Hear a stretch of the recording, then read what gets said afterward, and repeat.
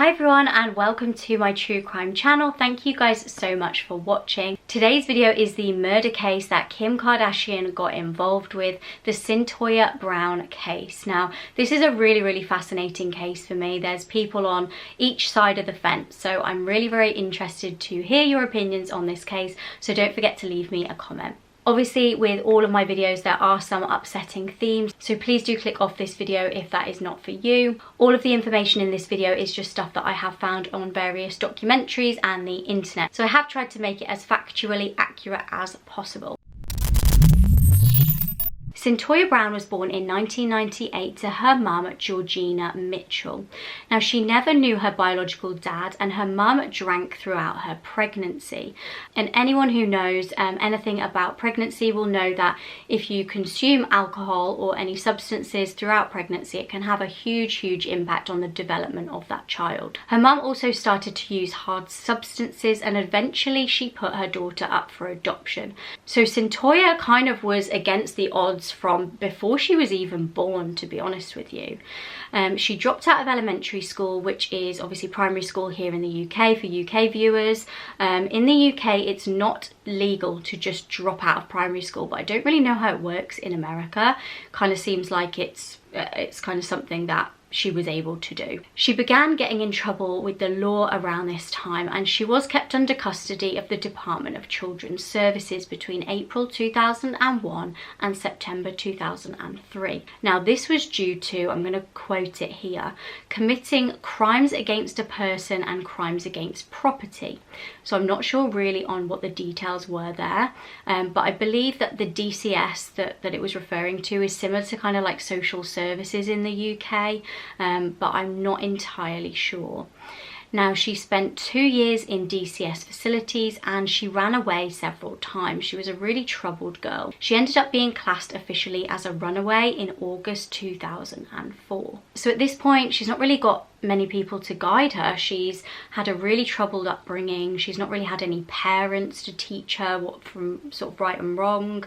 She's not really had much of an education, and she ends up running into a man who went by the name Kut-Throat. Now, already alarm bells are ringing with a name like Kut-Throat. You can kind of see he's not probably got the best intentions. His real name is Garyon McLaughlin. He began shockingly to traffic Cyntoia, and be aware that she's only around 15 years old at this point, so she's a child. So he's not only trafficking an individual, but trafficking a child. So it's absolutely disgusting what he's doing at this point. So Cyntoia started doing involuntary sex work, and I have to stress that even though she's choosing to do this with this guy, she's a child, so she can't be held responsible for that. He apparently threatened her and beat her on multiple occasions, which is often the case with trafficked individuals, children and adults, because the trafficker will use intimidation tactics to try and keep control of that individual. It obviously benefits him massively if he can have control over her, because a lot of the money that he's getting is through her, through trafficking her out. Now, Cyntoia also claimed that this man raped her on multiple occasions, which would not surprise me at all. In 2004, Cyntoia was 16 years old, so again, still very young, and she met a man named Jonny Allen. He was a 43-year-old man, and they met in the car park of a Sonic drive-through. So for UK viewers, that's kind of similar to like a McDonald's. He was actually a Sunday school teacher, and he approached her and asked her if she was hungry and up for any action. That's a direct quote. Bearing in mind the context of Cyntoia's life at this point, so she's been trafficked, she's being abused, I would imagine that this sort of was kind of like a norm for her, being approached by these older men, asking her if she would be up for, you know, doing sexual activities with them for money. So she agreed to this for $150, and the pair apparently grabbed some food and went back to Jonny's house. Now this is kind of the point of the story where things all start to go horribly wrong. Now, Jonny's friends and family would later deny that he had picked her up for sexual purposes, and they said that he actually just wanted to help her out. I mean, if you're concerned for a 16-year-old, if I was concerned for a 16-year-old, I might call the police. I might, you know, ring social services. I certainly wouldn't be approaching a 16-year-old to go home with in a car park, especially when you're a 43-year-old man. In my personal opinion, it sounds like Jonny's friends might just be embarrassed about what he'd done or trying to make sort of excuses for him on his behalf, or they might just be in denial about it. In court documents, another minor, interestingly, who actually worked as a waitress at a local restaurant, claimed that Jonny would try and chat up teenage girls regularly and make them feel very uncomfortable. Now, Cyntoia claims that the pair never ended up having a sexual encounter.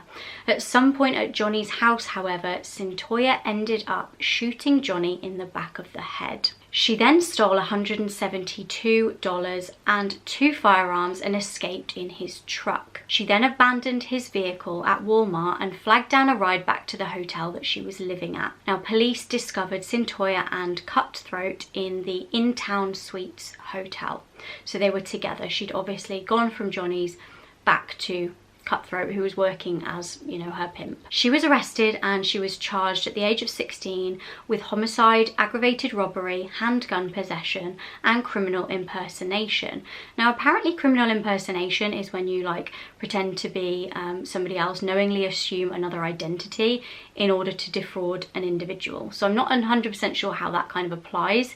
In this case, that's the little bit that was really sort of throwing me off. But Cyntoia was tried as an adult despite being only 16 years old, like I mentioned.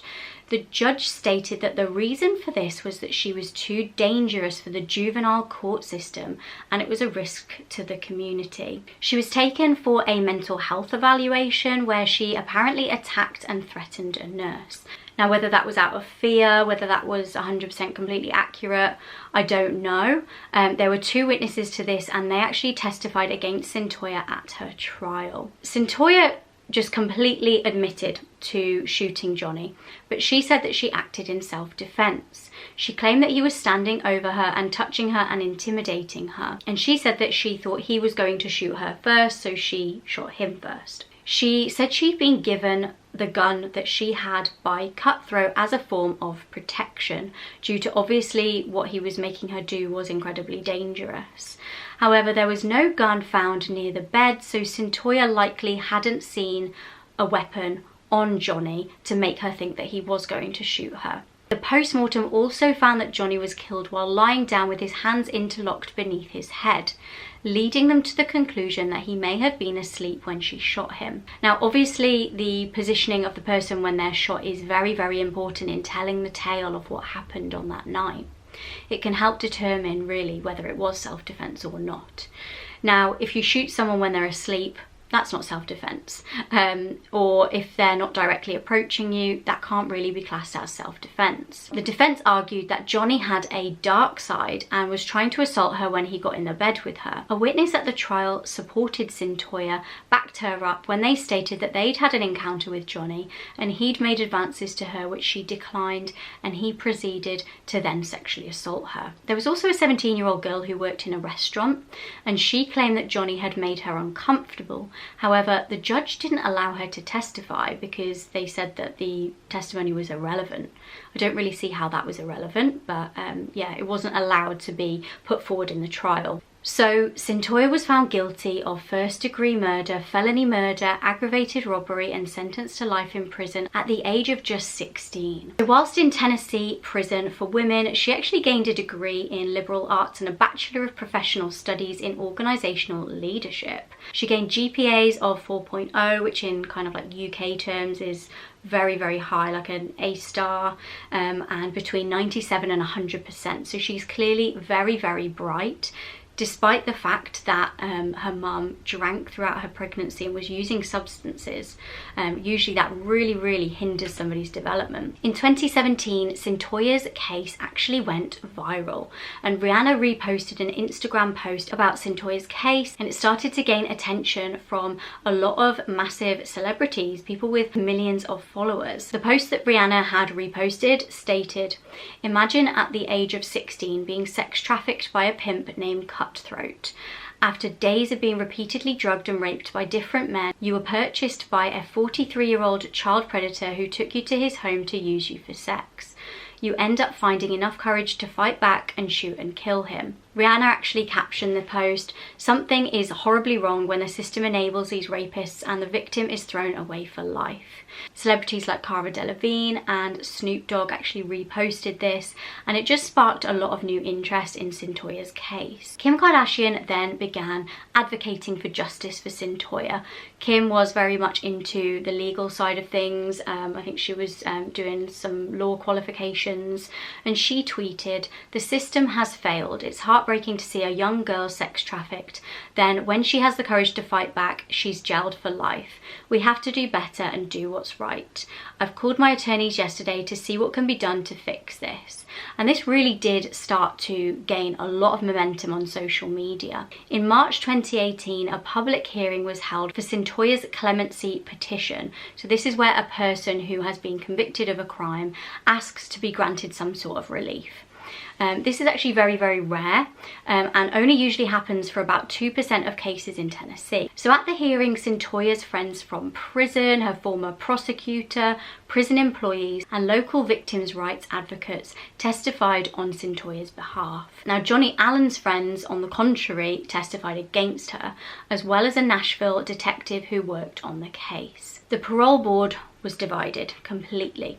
2 voted to grant her clemency, as she'd already been in prison for 15 years at this point. 2 voted to reduce her sentence from 51 to 25 years, and 2 voted against it altogether. In December 2018, the Tennessee Supreme Court stated she would be eligible for parole after serving 51 years.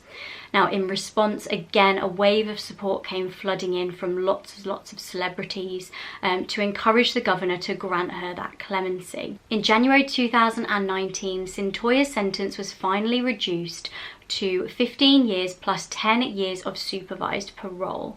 She was released from prison in August 2019 because she'd already served that 15 years. Now, since being released, Cyntoia has done loads of interviews, spreading the word about victims' rights, about how flawed the criminal justice system is, and she's actually been working as an advocate and an activist for victims of sex trafficking. There was actually a documentary, I don't know whether you've seen it, on Netflix about this case. It's called Murder to Mercy, the Cyntoia Brown story, and this was released on Netflix in 2020, shortly after she was released. Now, Cyntoia has since got married and is now Cyntoia Brown Long, and her husband founded a non-profit organisation together called the Foundation for Justice, Freedom and Mercy. It aims to empower individuals who are at risk of exploitation or criminal justice system involvement. So I don't know what you guys think of that case. Obviously, she did serve 15 years in prison and clearly has made massive efforts to turn her life around. I feel like it's really, really sad. I'm not saying that what she did was right by any stretch of the imagination, but I feel like it's really, really sad when these vulnerable young girls are completely taken advantage of and people just wipe their hands of them because they've made a couple of mistakes.